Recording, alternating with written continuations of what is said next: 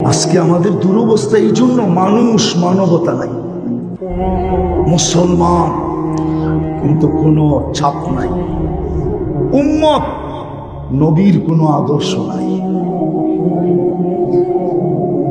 এই জন্যই আমার যোগ বিয়োগে মেলে না।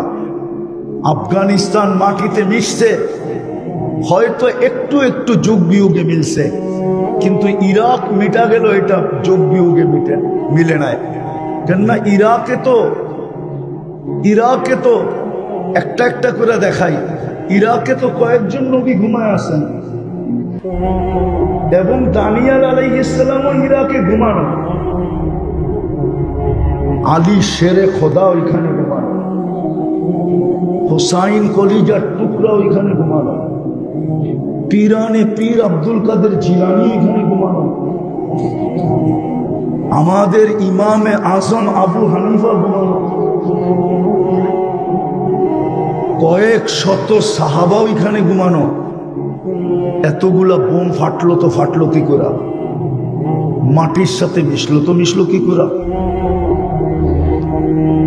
লিবিয়া মাটির সাথে মিশা গেল, এটাও তো যোগ বিয়োগ মিলে না। কেননা টিউনিসিয়া লিবিয়া মিলা 12,000 সাহাবা একরামের কবর ওইখানে। কত? তমিমে দাড়ি ওইখানে, আবু লুবাবা ওইখানে, উকবা বিন নাফে ওইখানে। চিনেন এদেরকে? নামও তো শুনেন না কোনোদিন। খালি শুনছি দুনিয়া আলাদাটা, ঠিক না? চলেন সব বাদ দিলাম, দুটোটা বাদ দিলাম। ফিলিস্তিন মিটতেছে কি করে? খলিল তো ওইখানে ঘুমানো, ওয়াদিয়ে খলিল। একদিকে খলিল ঘুমাইতেছে, একদিকে মুসা কালিম ঘুমাইতেছে। বেশি দূরে না, দুইজনের মধ্যে দূরত্ব বেশি লম্বা না। যান আপনি দেখে আসেন, আমি তো দেখে আসছি, আপনি দেখে আসেন। মধ্যখানে 70 জন নবী ঘুমাইতেছে, চিহ্নিত। মুসলমানের প্রথম কেবলা যেখানে, মেরাজের রাত্রে সশরীরে 1.25 লক্ষ নবীরা যেখানে উপস্থিত। মেরাজের রাত্রে বাইতুল মুকাদ্দাসে 1.25 লক্ষ নবীদের সম্মেলন ছিল সশরীরে। নাইলে আমাদের নবীজি ইমামতি করলেন কি করে? নামাজ তো পড়াইলেন, বক্তৃতা তো দিলেন, সবার কাছ থেকে বিদায় নিয়ে তো আরশে গেলেন।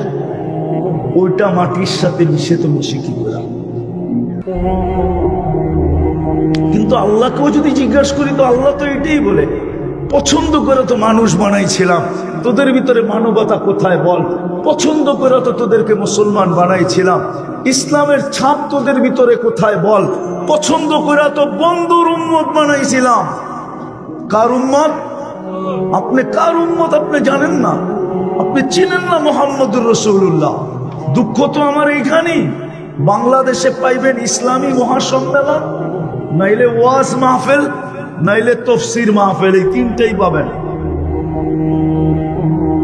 শানের রেসালত তো পাবেন না, নবীর শান তো কেউ জানে না যে আমার নবীর শান কত। আপনি নবীর প্রয়োজন রাখেন কতটুকু? একটা দেখাইলাম আমি সব জায়গায় চলে আসছি, আর আসতে হবে না সামনে। বসেন বসেন বসেন বসেন, আমি সীমানায় চলে আসছি। বিদায় ভাবেন,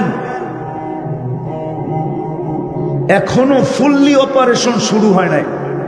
এটাই আল্লাহ বুঝাইছিলেন এক হাদিসে কুদসিতে, কোরআনও বুঝাইছিলেন, যহরাল ফাসাদ ফিল বাররি ওয়াল বাহর বিমা কাসাবাত আইদিন নাস লিউযীকাহুম বা'দাল্লাযী আমিলু লাআল্লাহুম ইয়ারজিউন। মাঝে মাঝে আমরা ছোটখাটো অপারেশন করব, যেন তোমাদের বিবেকের পর্দা খোলে, তোমাদের বুদ্ধি উদিত হয়, তোমরা যেন দৌড়ায় আমার দিকে ফিরে আসো। কিন্তু আমাদের বিবেকের পর্দাও খুলতেছে না, আমাদের বুদ্ধি উদিত হইতেছে না, আমাদের বুদ্ধি উদিত হইতেছে না, বিবেকের পর্দাও খুলতেছে না।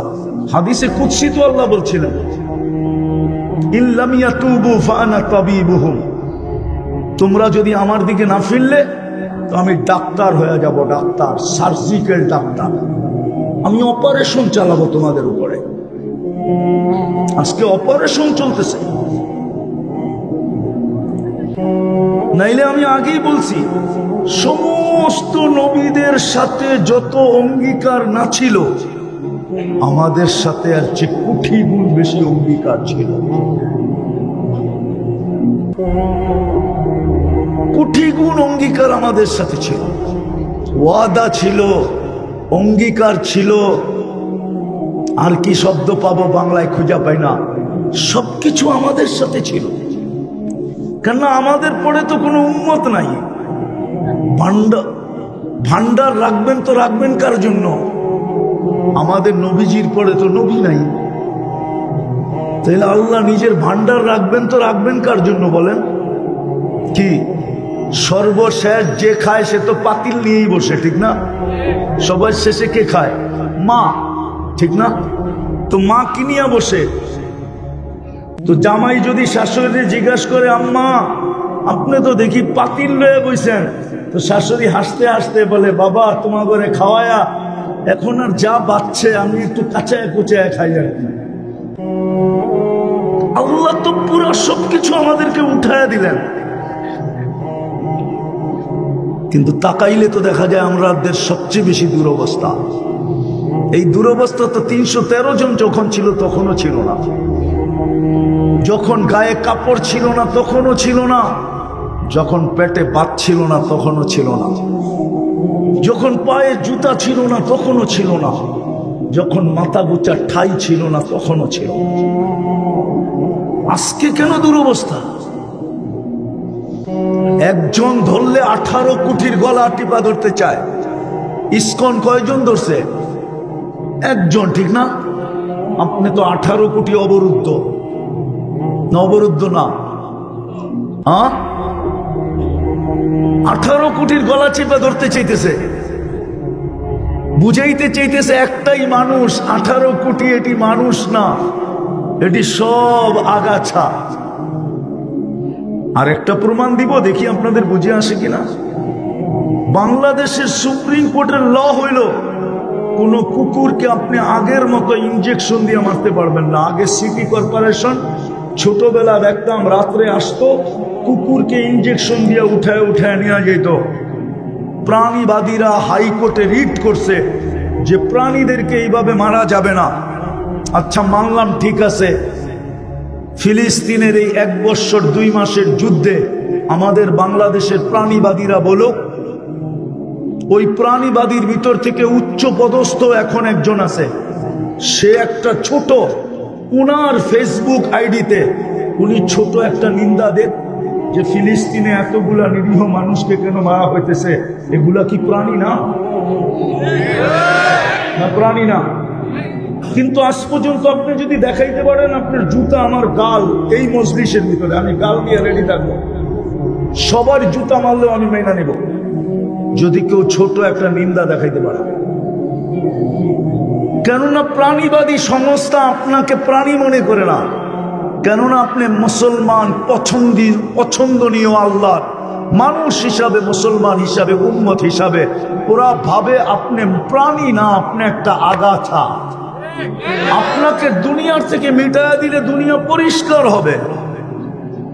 কেননা ও তো এই শিক্ষায় শিখে নাই যে মুসলমান দুনিয়ার থেকে উঠতে দেরি, সিংহায় আল্লাহ ফু দিতে দেরি করবে না। ও তো এই শিক্ষায় শিক্ষিত না, ওর মাথার ভিতরে এটা নাই। সব মোবাইলে সব প্রোগ্রাম আসে না, বটন সেটে অ্যান্ড্রয়েড সেটের প্রোগ্রাম নাই, এটা বটন সেট। এটা ফোন করতে পারবেন আর রিসিভ করতে পারবেন। ওই প্রাণীবাদী যারা, ওটা হলো বটন ফোন। ওর মাথায় এটুকুই আছে যে মুসলমান কোনো প্রাণী না, নাইলে ও নিন্দা করে না কেন? দেখা আপনি এত নিচে নামলেন কেন? ওই 3 কারণে। মানুষ বলেন কিন্তু মানবতা নাই। আমি কারো বিরোধিতা করতেছি না, যদি মানবতাই থাকতো তাহলে ঘুমন্ত মানুষকে মারে কি করে? আমাকে বুঝান, ঘুমের ভিতরে একজন আরেকজনকে মারে কি করে? মানবতা যদি থাকে তাহলে প্রতিবেশীর কারণে প্রতিবেশী অতিষ্ঠ হয় কি করে? আজকে কত প্রতিবেশী তো আছে, প্রতিবেশীর থেকে অতিষ্ঠ হয়ে জায়গা বেচা চলে গেছে। নাই এই এলাকায়, নাই নুরবাদে, হ্যাঁ চিনেন না? তাহলে আমার লোকে চলেন, আমি 2-4টা চিনে দিব আপনাদেরকে। আমি এখানে থাকি না, তারপর আপনাদেরকে আমি চিনে দিব যে প্রতিবেশীর কারণে অতিষ্ঠ হয়ে জায়গা বিক্রি করে চলে গেছে। ও মানুষ কি করে? মুসলমান ইসলামের ছাপ নাই, উম্মত নবীর আদর্শ নাই, কোরআন দিলেন ছুঁয়া দেখে না, নিজের ঘর দিলেন 90% ঘরে আয়সা দেখে না। এটা কার ঘর? হ্যাঁ, আল্লাহরে যদি জিজ্ঞাসা, কোন উম্মতকে তো ঘর দিলেন না, আপনাকে তো ঘর দিয়া দিলেন। আল্লাহকে যদি আমি জিজ্ঞাসা করি, ঘর তো আমাদেরকে দিয়া দিলেন, আপনি কই থাকেন? তো আল্লাহ বলে, তুই কি কোরআন পড়িস না? আনা মাআকুম আইনা মা কুনতুম, আমি তো তোদের সাথেই থাকি, তোরা যেখানে যাস আমি তোদের সাথে সাথে থাকি। ঘর তো তোদেরকেই দিয়া দিলাম, ওই ঘর খালি পড়ে থাকে,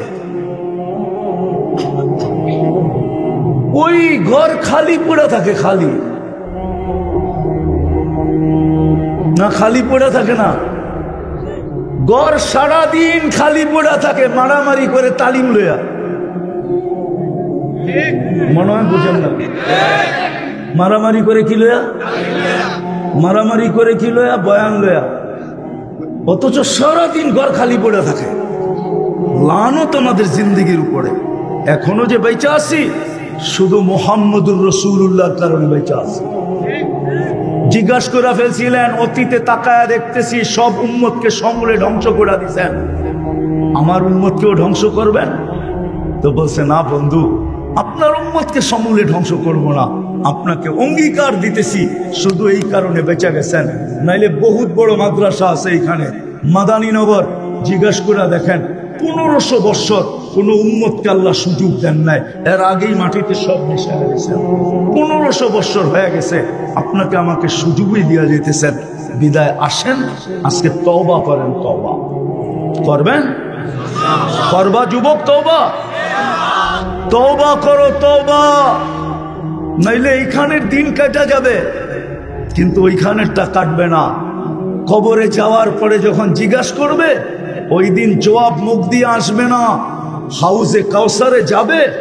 প্রথম ডিসাইড হবে কিয়ামতের মাঠে হাউজে কাউসারে, প্রথম সিদ্ধান্ত হবে এটা কোন দিকে যাবে, ডাইনে না বামে, জান্নাত না জাহান্নাম।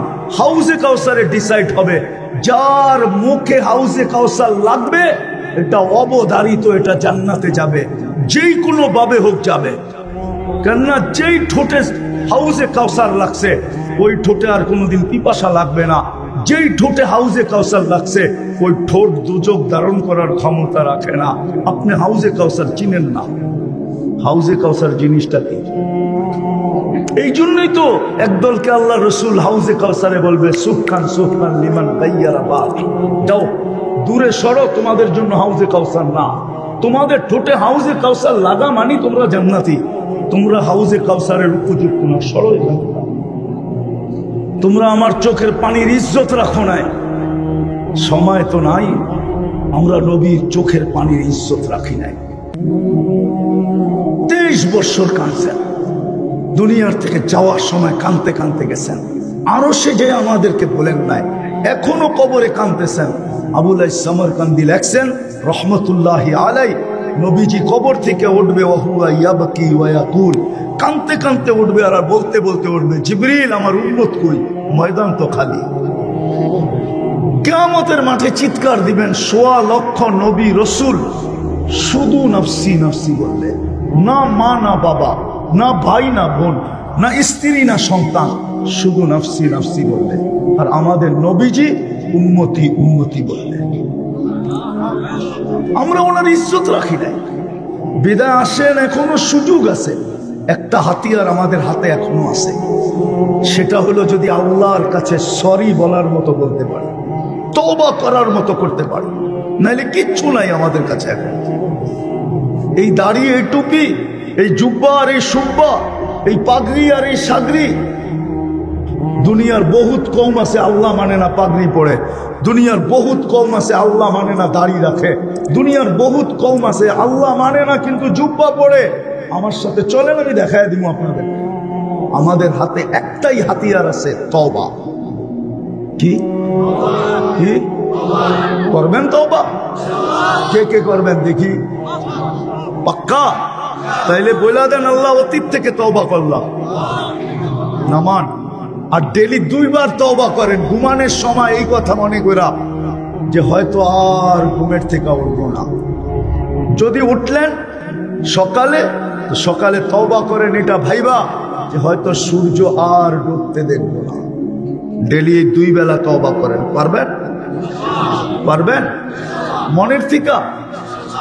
হ্যাঁ। আর নারাজ না করি আল্লাহকে। যুবক, তোমাদের পায়ে হাত রাখি, আর নারাজ করো, আর নারাজ করো না। তোমরা আমার চেয়ে দুনিয়া দেখো নাই বেশি, দুনিয়ার রং আমার চেয়ে বেশি তোমরা দেখো নাই, তামসা আমার চেয়ে বেশি দেখো নাই, সিঙ্গার ফিঙ্গার আমার চেয়ে বেশি দেখো নাই। তোমাদের পায়ে হাত দিয়া বলি, আল্লাহকে নারাজ করো না। তওবাকে অভ্যাস বানাও। আর দ্বিতীয়, আল্লাহর ঘর বড়া দেন। আজকে আল্লাহর ঘর, আল্লাহকে জিজ্ঞাসা করে মুসল্লি কই? জমিন জিজ্ঞাসা করে, জমি পুছতি হ্যায় নামাজি কাহা হ্যায়। জমিন জিজ্ঞাসা করে আল্লাহ নামাজি কই? মসজিদ জিজ্ঞাসা করে আল্লাহ মুসল্লি কই? বিশ্বাস হয় না? হ্যাঁ, বললে তো আবার বলবে জয়ীফ। মসজিদ জিজ্ঞাসা করে আল্লাহকে, আল্লাহ মুসল্লি কই? গর্ত দিলেন, মুসল্লি তো নাই, আমার খোরাক তো নাই, কোথায় এরা? পড়তে পারবেন মসজিদ আজকের থেকে? কে কে পারবেন দেখি? যে মসজিদ ভরা দিব আজকের থেকে, নামান। আর যুবকদের পায়ে হাত দিয়া বলি, 31st নাইট উদযাপন করো না। আল্লাহর গজব আর টাইনা হিনো না। আছে বাংলাদেশে প্রমাণ আছে, 2013 কি 14 হবে, 31st নাইটের পরের দিন 7.8 ভূমিকম্প আসছিল, কিন্তু কোনো বিপর্যয় হয় নাই, শুধু সিগন্যাল দিয়ে চলে গেছে। গত ডিসেম্বরে তুর্কিতে আসছে, 1.5 লক্ষ লোক মারা গেছে, এক শহর মাটির সাথে মিশা গেছে। তোমাদের পায়ে হাত দিয়া বলি, 31st নাইট উদযাপন করো না। আল্লাহকে আর নারাজ করো না। আল্লাহ শুনায়া দিছে উম্মতে মুহাম্মাদীকে কিভাবে সাইজ করবে, কোন ওয়াশিং মেশিন দিয়া পুত পবিত্র করবে। এটা হাদিসে আছে যে তোমরা যদি বেশি বাড়াবাড়ি করো তাইলে তোমাদেরকে 2টা ওয়াশিং মেশিন দিয়া পরিষ্কার করব। কেননা বন্ধুকে লজ্জিত করব না, তোমাদেরকে ওয়াশ করে ছেড়া দেব।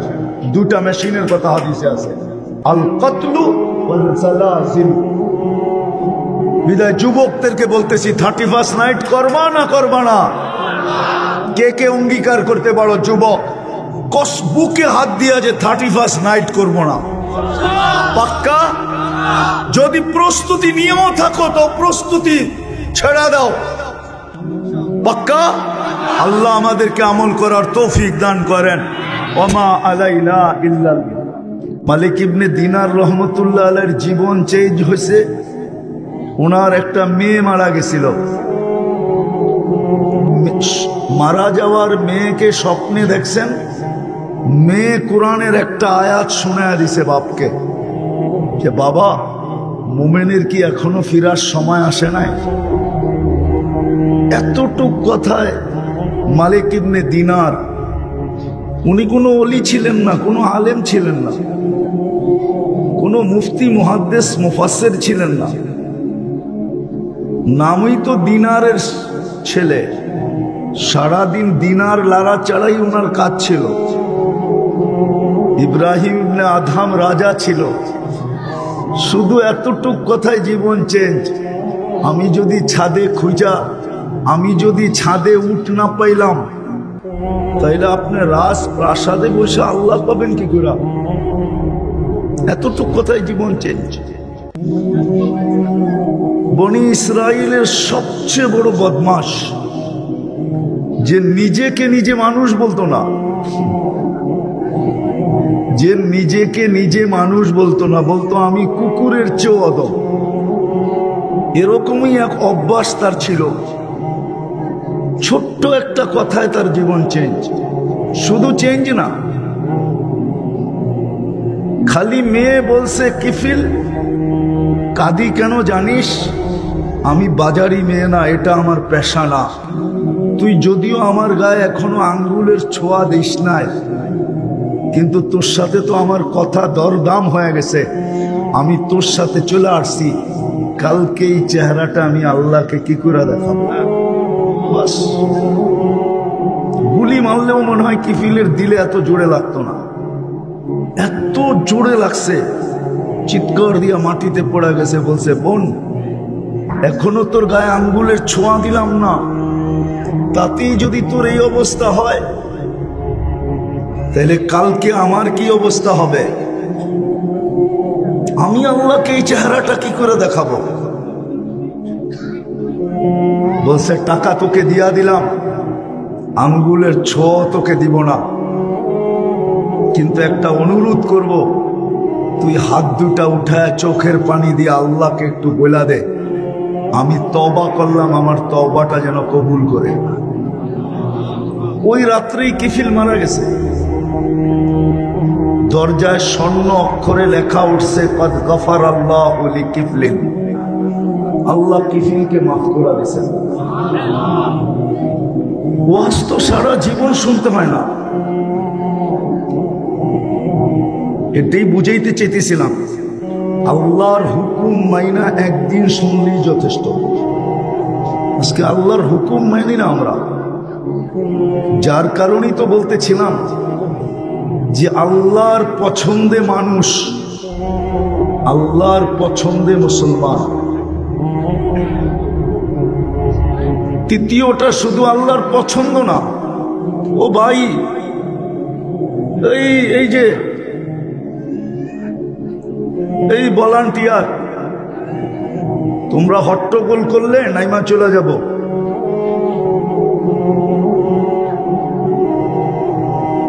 এদেরকে থামান, শয়তান এদের কাঁধে বসেই আসে। তো যেটা বুঝাইতেছিলাম,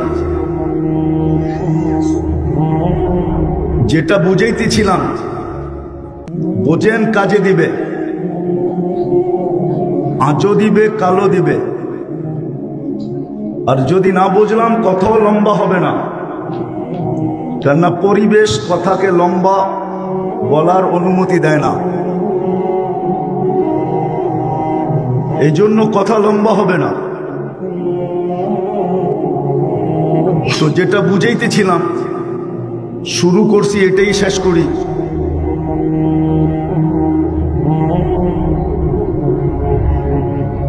তো যেটা বুঝাইতেছিলাম যে আমরা আল্লাহর পছন্দে মানুষ, আল্লাহর পছন্দে আমরা মুসলমান। আল্লাহর পছন্দের সাথে সাথে বাছাইকৃতভাবে আমরা উম্মতে মুহাম্মদী।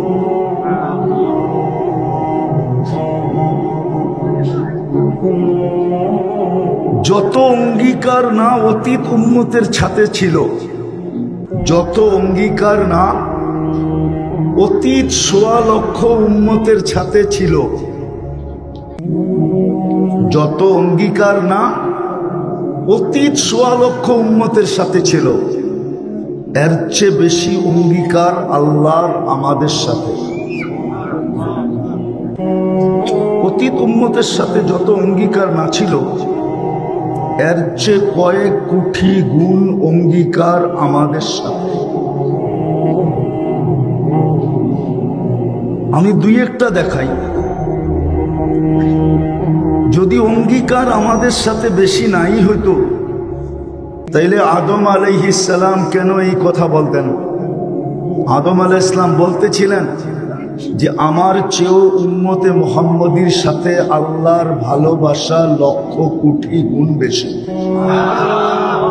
অথচ উনি প্রথম মানুষ, প্রথম নবী, প্রথম রসুল। কয়টা? প্রথম নবী, প্রথম রসুল, প্রথম মানুষ, প্রথম নবী, প্রথম রসুল। উনি বলতেছেন উম্মতে মুহাম্মদীর সাথে আমার চেয়েও কোটি গুণ বেশি ভালোবাসা। প্রমাণ তো বলছেন আমি একটা ভুল করছি, কিয়ামতের সকাল পর্যন্ত প্রত্যেকটা মানুষ জানবে। জানি না ওনার ভুলটা কি? গন্দম খায়া ফেলছিলেন, ঠিক না? হ্যাঁ, উনি বলতেছে উম্মতে মোহাম্মদী সারা দিন রাত গুনাহ করবে, আল্লাহ কাউকে জানতে দিবে না। এইখানে যেই কটা যুবকই আছে বলুক, সারা দিন গান আর নাচ ছাড়াও নেটের ভিতরে যা কিছু দেখে, যদি এটা বাড়িওয়ালারা জানতো তাহলে মা বাবা এদেরকে ঘরে জায়গা দিত কিনা জিজ্ঞেস করেন তো। এরা সত্য বলুক, জিজ্ঞেস করেন এদেরকে, জিজ্ঞেস করেন এদেরকে। আমাদের সমাজের যুবক যুবতীরা গান নাচ বাদ দিলাম, এছাড়াও নেটের ভিতরে সারা দিন যা কিছু দেখে, যদি আল্লাহ এটাকে লুকায় না রাখতেন তাহলে বলেন ঘরের মা বাবা এদেরকে জায়গা দিত কিনা? এদেরকে জিজ্ঞেস করেন। কি বলো যুবক, দিত? কি লুকায় রাখে? হ্যাঁ, এটাই তো আদম আলাইহিস সালাম বলতেছেন। তাহলে আমার কথা সত্য, অতীত উম্মতের সাথে আল্লাহর যত অঙ্গীকার না ছিল এর চেয়ে কোটি গুণ অঙ্গীকার আমাদের সাথে ছিল। শুধু ছিল না, থাকবেও। শুধু ছিল না, থাকবেও। কিন্তু প্রশ্নের আসল কথার জায়গায় চলে আসি। আপনাকে আমাকে পছন্দ করলেন কয়বার? হ্যাঁ, কত যুবকই তো আছে কত জনের কাছে পছন্দের পাত্র হওয়ার জন্য সারাদিন পিচ পিচ ঘোরে, ঠিক না? হ্যাঁ, কত গালিও তো খায়, ঠিক না? মনে হয় বোঝে নাই। কতবার জুতাও দেখে, ঠিক না? কিন্তু হাল ছাড়ে না। কি যদি জিজ্ঞেস করে তুই হাল ছাড়িস না কেন, তুই তারপরও পিছে পিছে ঘুরোস কেন? দেখি না কখনো মনটা গলে কিনা। অথচ আল্লাহ পছন্দ করলো কে? আল্লাহ চিনেন? আল্লাহ তো চিনি না। রাগ হয়ে যাবেন? কেউ এখানে চিল্লালা আছে? আছে কেউ এখানে তিন চিল্লালা? ওই যে একজন মনে হয় তিন চিল্লালাই আছে। নামান। যাদের প্রথম গুলি হইল লা ইলাহা, আল্লাহর থেকে সবকিছু হয়, ঠিক না? ওনাকে জিজ্ঞাসা করেন তো 99 নামের অর্থ দেখছে কিনা। তাবলীগ ওয়ালাই যদি 99 নামের অর্থ কখনো না দেখা থাকে তো বাকি দুনিয়া দেখবে তো দেখবে কোত্থেকে? আর 99 নামের অর্থ দেখা ব্যতীত তো আপনি বুঝবেন না আপনাকে যে পছন্দ করলো ওই আল্লাহ কে, আপনি তো বুঝবেন না। জানলে আপনি বলবেন আমাকে আল্লাহ পছন্দ করছে। যতক্ষণ পর্যন্ত 99 নামের অর্থ না দেখবেন, অর্থ 99 নাম হলো আল্লাহর পদবী। মানুষকে পদে চিনা যায়, পদে। মানুষ হিসাবে পরিচিত যতটুক না, পদের মাধ্যমে এর চেয়ে কোটি গুণ বেশি পরিচিত, ঠিক না? মানুষ হিসাবে যতটুকু অপরের উপরে প্রভাব না খাটাইতে পারবে তার চেয়ে শতগুণ বেশি প্রভাব খাটাইতে পারবে পদবী দ্বারা, ঠিক না? মনে হয় বোঝেন না? বুঝাইতে পারছি? হ্যাঁ, দেখেন না, আমরা তো দেখি, অতীত দেখতেছিলাম, এখনো দেখতেছি, যতদিন বেঁচে থাকবো ততদিনই দেখব। ব্যক্তি দ্বারা প্রভাবিত না, ব্যক্তি দ্বারা উনি পরিচিত না, বা ওনার প্রভাব ব্যক্তি দ্বারা এক সুতা পরিমাণও নাই। কিন্তু নেতা বিদায় পুরা এলাকার উপরে, ওনার উপরে কারো দাপটই নাই। উনি কি উনি কি নেতা, উনি কি অফিসার, উনি কি অমুক পদবিতে। তো যেটা বুঝাইতেছিলাম, আল্লাহ তো নিজের পরিচয় দিয়েছেন পদবি দ্বারা। আপনি কোত্থেকে বুঝবেন 99 নামের অর্থ না দেখলে যে আপনাকে পছন্দ কে করলো? কে করছে?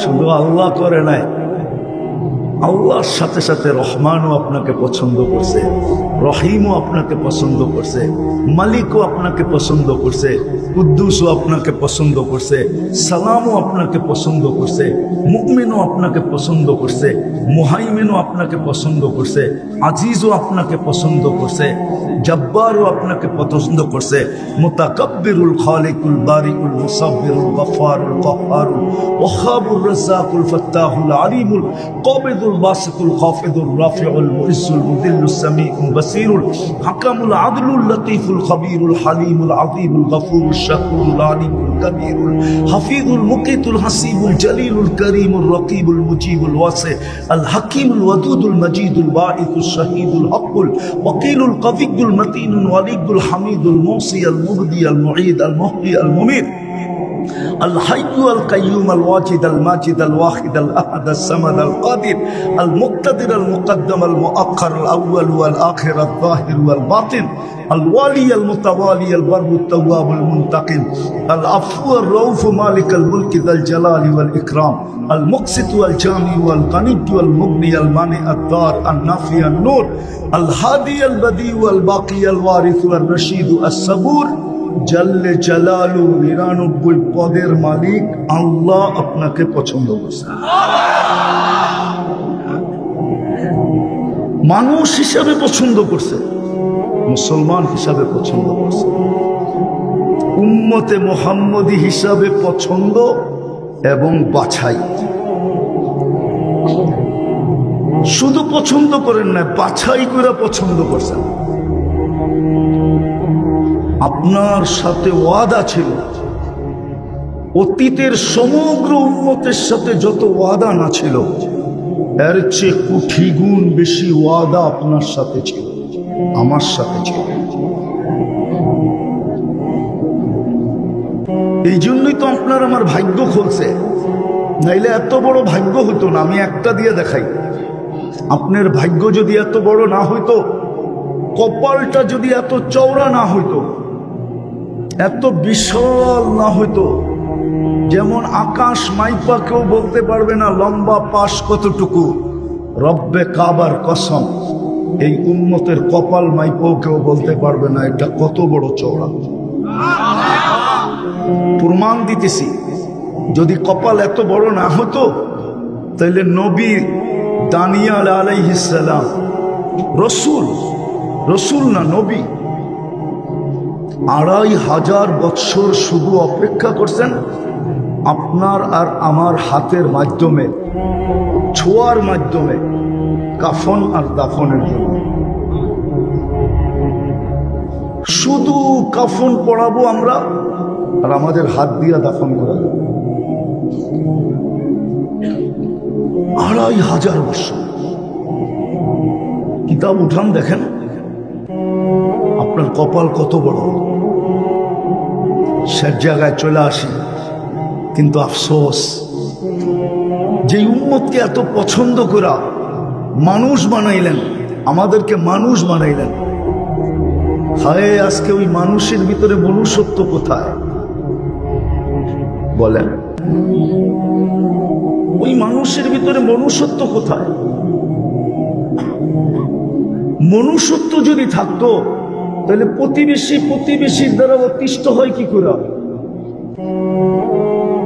আরে বোঝেন না মানে, এলাকাবাসীর দ্বারা অতিষ্ঠ হয় কি করে? প্রতিবেশীর দ্বারা অতিষ্ঠ হয় কি করে? মনুষ্যত্ব যদি থাকতো তাহলে মানুষের হাতে অতিষ্ঠ হয় কি করে? নির্যাতিত হয় কি করে? নিপীড়িত হয় কি করে? লজ্জিত, আরে কি বলে, অপদস্থ হয় কি করে? যদি মানুষত্বই থাকতো আজকে তো মানুষ আছে, মানুষত্ব নাই। আপনি বলেন, মানুষত্ব যদি থাকতো তাহলে ভাই ভাইয়ের বিরুদ্ধে কেস করে কি করে? এটা কি মানবতা? না, ওনার মনে হয় মানবতা, ঠিক না? হ্যাঁ, আপনাকে পছন্দ করে মানুষ বানাইলেন, আপনার ভিতরে মানবতা কোথায়?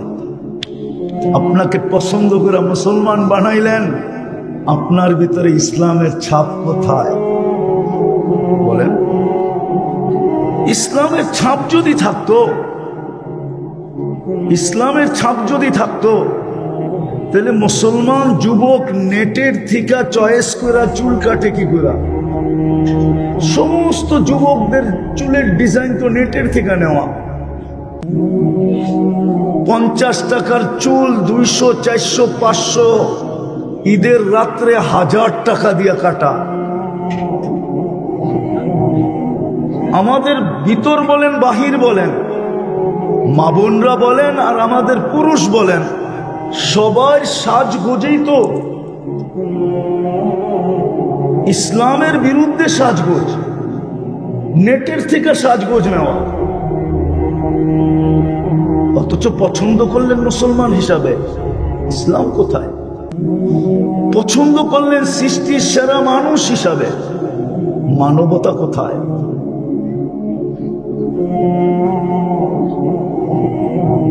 মানবতা কোথায়? তাইলে তো মুসলিম সমাজে কোনোদিন চুরি হতো না, কোনোদিন ডাকাতি হতো না, কোনোদিন ছিনতাই হতো না, কোনোদিন মার্ডার সাডার হতো না। দুনিয়া তাকলাইগা জিজ্ঞাসা করতো, তোমাদের এখানে এগুলা নাই কেন? তো বলতো, আমরা তো মানুষ। হাদিস তো বলে মানুষকে, আন্নাস, মানুষকে, আইয়ানফাআন্নাস, মানুষ তো ও মানুষ যার দ্বারা উপকার হবে, অপকার তো প্রশ্নই ওঠে না। ও তো মানুষ। মানুষের থিওরি তো হাদিস দিছে, মান্নাস মাইয়ানফাউন্নাস, মানুষ তো ও। এই জন্যই তো আল্লাহর রাসূল দৃষ্টান্ত দিছেন। হায় হায় হায়, পছন্দ করলেন মানুষ হিসাবে কে? কে? শুধু আল্লাহ বললেন না, 99 পদের মালিক আল্লাহ। কি বলবেন? শুধু আল্লাহ বলতে বলতে 99 পদের নাম তর্জমার দেখা হয় না। একজনও দেখে নাই, এই বয়সে একজনও দেখে নাই। বলতে পারবে না আমি দেখছি। চ্যালেঞ্জ। যুবকরা তো সারা রাত্র নেটের ভিতরে থাকে, ওদের খাওয়া না হইলেও চলে, কিন্তু নেট না হইলে চলবে না। নেট থাকতে হবে, অনলাইনে থাকতে হবে। অনলাইনের থেকে ছুটে গেলেই যুবকদেরকে শাস্তি দিতে কিছু লাগবে না। ওরে ঘরে বসায় 7 দিন নেট কাটা দেন, ও এমনি ও ভাববে আমার কয়েক যুগ জেল হয়ে গেছে। রাগ হয়ে যাবো তো যুবকরা। সারা রাত্র নেটের ভিতরে থাকে, কিন্তু 99 নামের অর্থ কোনোদিন দেখে নাই, আমরাও দেখি নাই। এই জন্য আজকের থেকে বলবেন, পছন্দ করছে কে? আবার বলতেছেন 99 পদের মালিক, 99 পদের মালিক। এটা বলতে থাকেন, তাইলে একদিন মনের ভিতরে আগ্রহ জাগবে যে 99 পদের মালিক যে বলতেছি, একটু পদগুলা দেখি, আল্লাহর পদগুলা কি। তখন আপনার দেখার সুযোগ হবে। আর আমার বিশ্বাস, নিবিড় ভাবে যখন আপনি এক একটা পদের অর্থ দেখবেন, আপনার এইখানে হিট করবে, এইখানে হিট করবে, তখন আপনি আল্লাহ চিনবেন। আজকে আমরা আল্লাহ চিনি না। যা হোক, আমি যেটা বুঝাইতে চাইতেছিলাম, শর্ত করতে পারতেছি না। মানুষ হিসাবে পছন্দ করলেন, মানবতা নাই। মুসলমান হিসাবে পছন্দ করলেন, কিন্তু ইসলামের ছাপ নাই। উম্মতে মুহাম্মদী হিসাবে আপনাকে পছন্দ করলেন, ওই নবীর উম্মত হিসাবে পছন্দ করলেন, যার উম্মত হওয়ার কারণে আদম আলাইহিস সালাম বলতেছে, আমার চেয়ে কোটি গুণ বেশি ভালোবাসা আল্লাহর এদের সাথে প্রমাণ পর্যন্ত দিলেন। আরো কয়েকটা দিতে পারি, ওনারই কথা। নবী পর্যন্ত অপেক্ষা করতেছেন আমাদের হাতের ছোঁয়ার জন্য।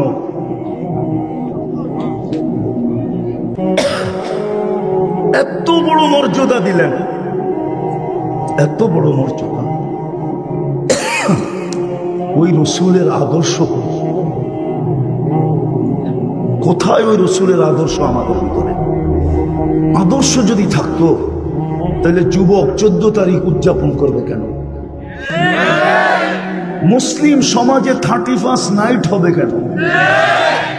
মানলাম 31st নাইট উদযাপন করলে যদি ওরা আমাদেরকে গলায় লাগাবে, তাইলে আফগানিস্তান মাটিতে মিশাইল কেন? ইরাক মিশাইল কেন? এখন ফিলিস্তিন মিশাইতেছে কেন? লিবিয়া মিশাইল কেন? আমি তো ঘুরে বলতেছি, ওই দেশের মানুষগুলো তো বেশিরভাগ ওদের রঙে রঙিন ছিল, যেমন আজকে আমরা ওদের রঙে রঙিন। যদিও নামাজে বলি গায়রিল মাগদুবি আলাইহিম ওয়ালাদ-দাল্লিন, যদিও বলি আল্লাহ ওদের রং থেকে আমাদেরকে বাঁচান, কিন্তু ওদের রং থেকে তো আমরা বাঁচি নাই।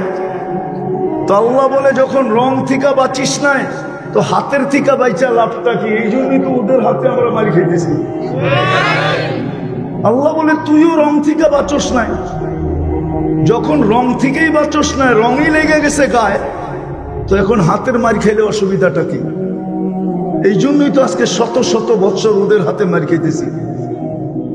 আর খাবেন না কেন? আপনি কেন খাবেন না? একটা উদাহরণ দিব। আমি যখন 2014 বছর আগে তুর পাহাড় দেখতে গেছি, 2010-এর দিকে, ওই সময় আমার মনে উঠছিল যে মুসা আলাইহিস সালাম তো এইখানেই ক্রেডিট কার্ড অর্জন করছিলেন, কালিমুল্লাহ। উনি আল্লাহর সাথে কথা বলে বিদায়, উনি কালিমুল্লাহ, ঠিক না? কিন্তু তখনই আমার মনে উঠছিল, উনি কালিমুল্লাহ হইলে হইব কি?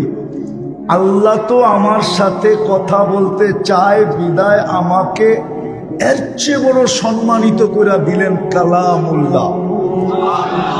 মনে হয় আপনি দূরত্ব আর পার্থক্য বুঝতে পারেন না। ওইখানে কে কথা বলে? মুসা আলাইহিস সালাম কথা বলে বিদায় কি? আর এইখানে স্বয়ং আল্লাহ আমাদের সাথে কথা বলে বিদায় কি? এখানে কোন যুবক বলুক, আমি পড়ার কথা বলতেছি না, পড়া বাদ দিলাম, কোন যুবক বলুক ডেলি আমি কোরআনটাকে নিয়ে একবার চুমা দিই, এই কথা মনে করা যে আল্লাহ তো আমার সাথে কথা বলতে চাইলো, বিদায় দিল, কালামুল্লাহ। আমি পড়ি আর না পড়ি, চুমা তো দিতে পারি। বলুক এক যুবক চুমা দেয় কিনা? বলুক এক সাধারণ মানুষ যারা আমরা এখানে বসে আছি মুসল্লি, আমরা ডেলি কোরআন পড়ি কিনা? আচ্ছা, পড়তে না পারি, চুমা দেই কিনা? 2 বেলা কোরআনটাকে নিয়ে একটা চুমা দেই কিনা? আর আল্লাহকে বলি কিনা আল্লাহ ভালোবাসে? আল্লাহ তো আমাদেরকে এতটুকু সম্মান দিলেন যে আমি কথা বলার জন্য কালাম দিলাম, কিন্তু বন্ধুর উম্মত পড়তে জানলো না, তাইলে তো সে কোরআন খতমের সওয়াবও পাবে না। তো ভালোবাসা বঞ্চিত করতে চাইলেন না, যে পড়তে না পারো, কোরআনের খতমের থেকে যেন সে বঞ্চিত না হয়।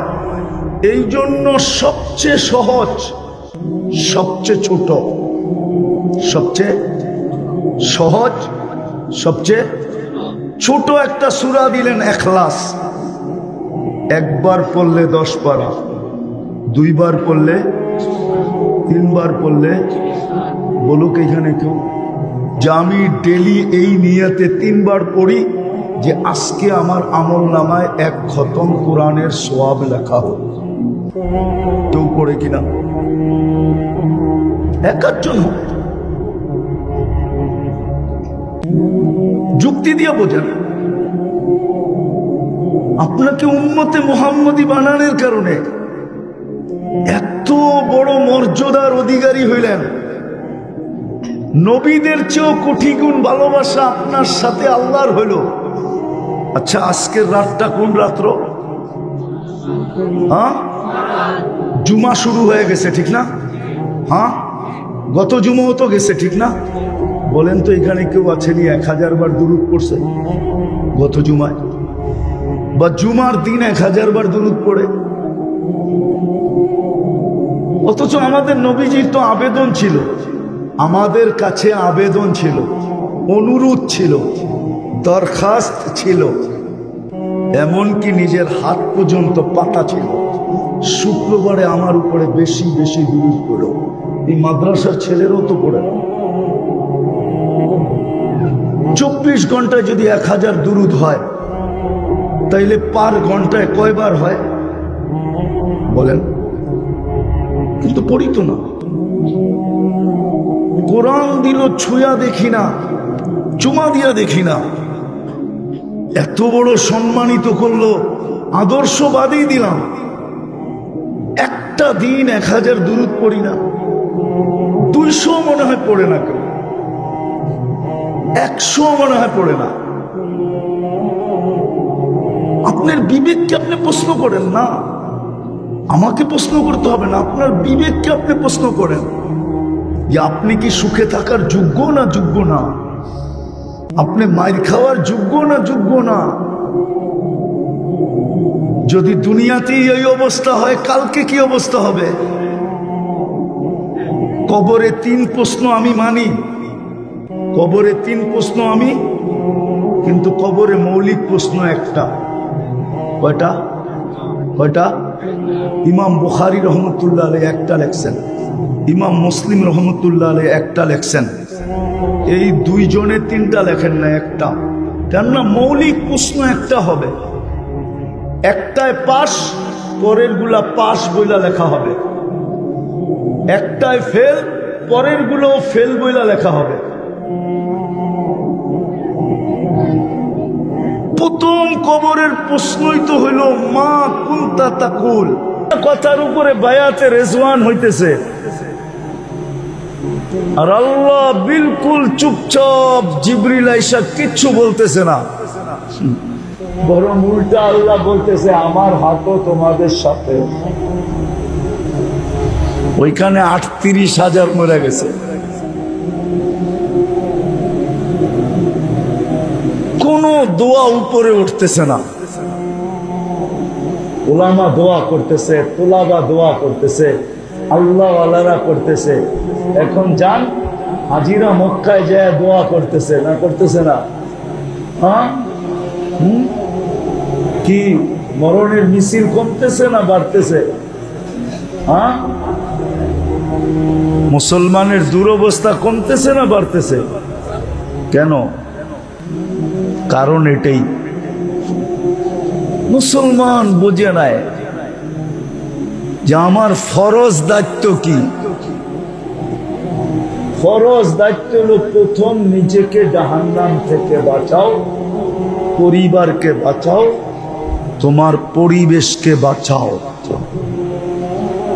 এই 3টাই যদি করতে পারি, প্রত্যেক পরিবেশের মানুষ যদি দায়িত্ব নেয় যে আমার পরিবেশে একজনও বেনমাজি থাকবে না, আমি দরকার হলে পায়ে ধরবো, দরকার হলে হাতে ধরবো। ও মেরে দোস্ত, রাগ হয়ে যায় না, রাগ হবেন বলবো। এইখানের তাবলিগওয়ালারা আছে, এই মহল্লার তাবলিগওয়ালা দূর দূর যায় মানুষের পাও ধরতেছে, কিন্তু এই মহল্লাবাসী দালাদের পাও ধরতেছে না যে আমি তোমাদের পাও ধরতেছি। যে মসজিদ বইলা দাও, মসজিদ, আমি মসজিদে বৈশা বইলা দিতেছি, মিডিয়া নোট করে নে। আজকে যদি মুসলমান ফজরের নামাজে জুমার সমপরিমাণ লোক ঘোরা দিতে পারে, তাহলে কালকের থেকে মুসলমানদের বিজয়ের পালা শুরু হবে। বিজয়ের ঝান্ডা আকাশের ভিতরে উঠতে থাকবে, পতাকা উঠতে থাকবে।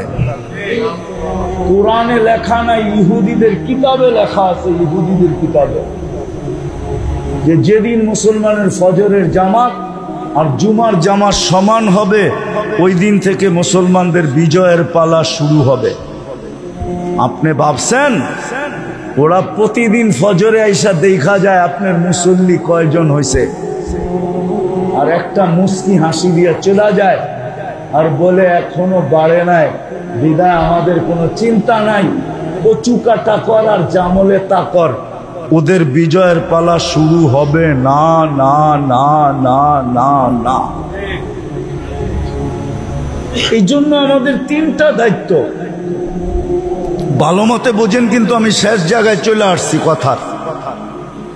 তিনটা দায়িত্ব আপনার উপরে ফরজ, এক কদম হেলাইতে পারবেন না, এক কদম। আজকে হয়তো হেলায়া দিতে পারেন, কিন্তু কালকে হেলাইতে পারবেন না। হেলায়া দেওয়া বোঝেন? হেলায়া দেওয়া বোঝেন না? বোঝেন? আজকে মনে হয় সমাজের বড় ব্যক্তিত্ব, পুরা সমাজ হেলায়া দেন, ঠিক না? এলাকার ব্যক্তিত্ব মানুষ, পুরা এলাকা হেলায়া দেন, ঠিক না? থানার ব্যক্তিত্বমান মানুষ, থানা হেলায়া দেন, ঠিক না? ফ্যাক্টরির মালিক কর্মচারী করে হেলায়া দেন, ঠিক না? কালকে কিন্তু আপনি পাও হেলাইতে পারবেন না, অন্যরে হেলাইবেন কোত্থেকা? লা ইয়াজাল কদমা আবদ, আল্লাহর রসুলের কথা, পাও হেলাইতে দিবে না আল্লাহ যতক্ষণ পর্যন্ত প্রশ্নের উত্তর না দিবে। হেলান হেলান তো দূরের কথা, স্টিল বানায় দিবে, স্টিল নড়তে পর্যন্ত দিবে না,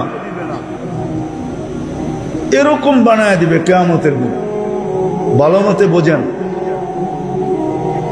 মাঝে মাঝে দেখায় আল্লাহ, মাঝে মাঝে দেখায়, কয় চোখে দেখে না কেন? কয় পিছনের রক শুকায় গেছে, পানি শুকায় গেছে। কি আপনি তো বরাবর দেখেন, আপনারটা শুকাইল না কেন? আল্লাহ দুই একটা দৃষ্টান্ত দেখায়, বিদায় মনে থাকবে তো? প্রথম ফরজ কি আমার উপরে, দায়িত্ব কি? নিজেকে পদ্ধতি ছিল বাঁচানোর, সহজ পদ্ধতি ছিল বাঁচানোর, সহজ পদ্ধতি ছিল। বুঝছি আমি, সবাই আপনারা লাউড স্পিকার দিয়ে শুনতে চান, কান দিয়ে শুনতে চান না। যেই মজমা আমার আওয়াজ দিয়ে শোনানো যায়, এই লাউড স্পিকার কিচ্ছু লাগে না। দেন দেন শুনবেন, লাউড স্পিকার লাগবে না। একটু পর পরই এসে এটা ঠিক করে, কি কন? দেন দেন শুনবেন কথা। তো প্রথম দায়িত্ব হলো নিজেকে জাহান্নাম থেকে বাঁচানো।